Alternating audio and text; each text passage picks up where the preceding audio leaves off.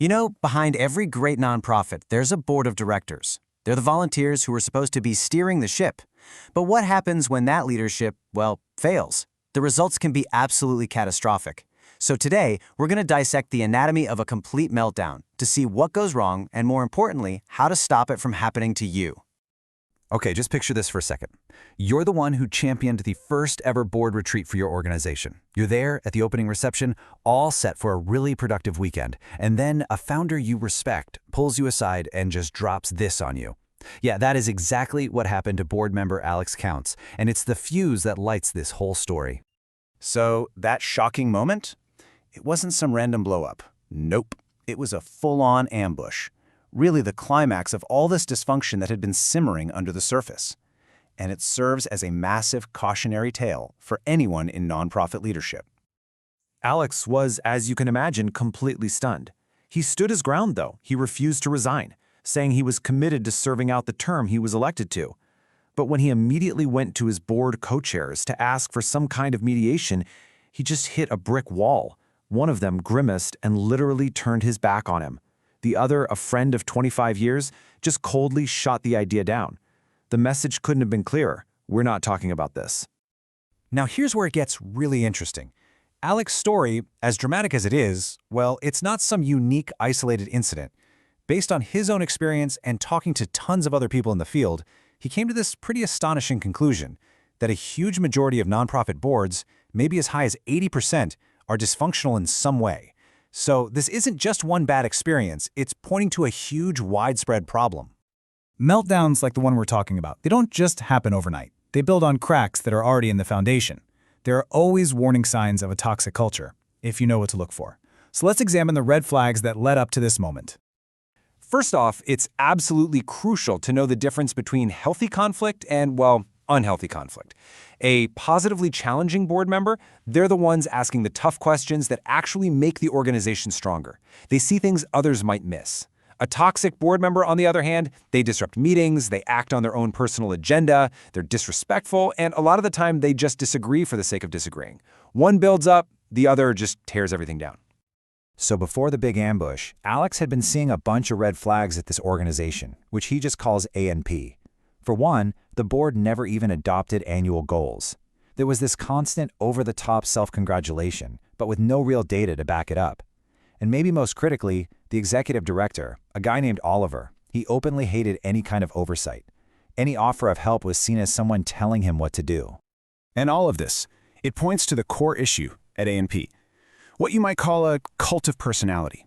The board's main loyalty wasn't to the nonprofit's mission.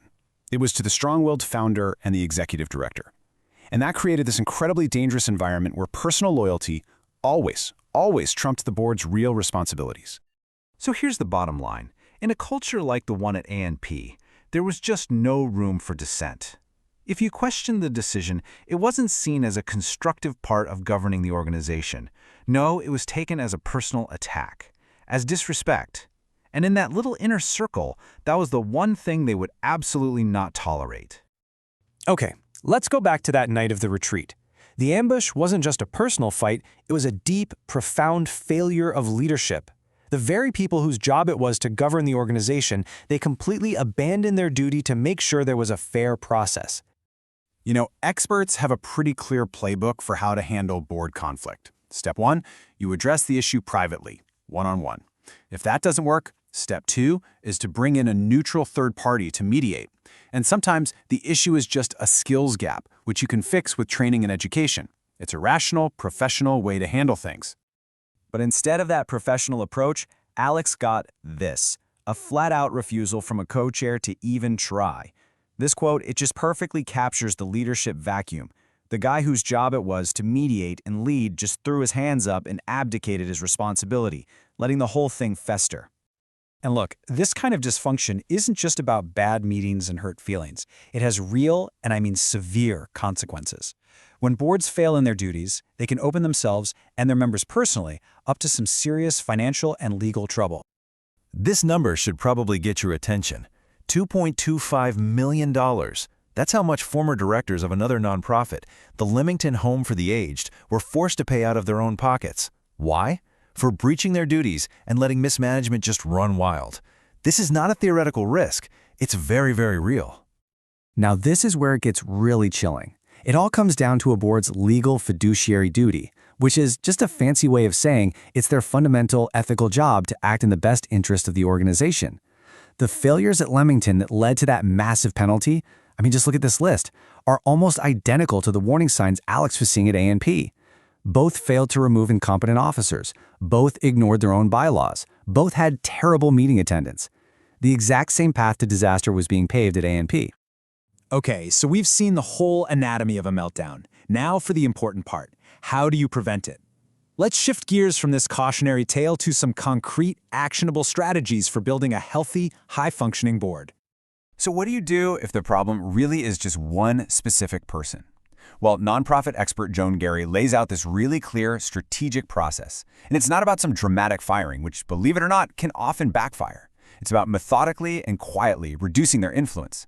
The board chair and the CEO get on the same page. They recruit allies who have a positive vision, and they empower those allies on key committees.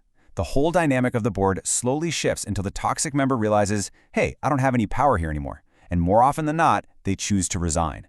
It's about changing the culture around them. But really, the best strategy is always going to be prevention.